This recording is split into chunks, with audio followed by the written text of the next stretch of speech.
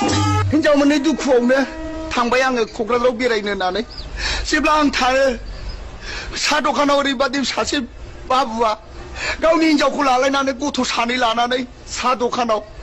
ओरैबादि मिस्थि निमखि जुलाफि जादों हाबाब बेफोरखौ नुना खर'आनो गाज्रि जाहैदों सयथिबो औ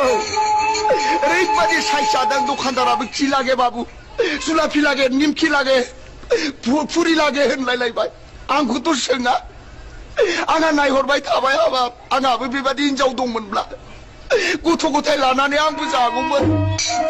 हाबाब मालाय हाजाया दं माबादि जादों आंहा जि खर'आनो गाज्रि जाहैबाय सयथिबो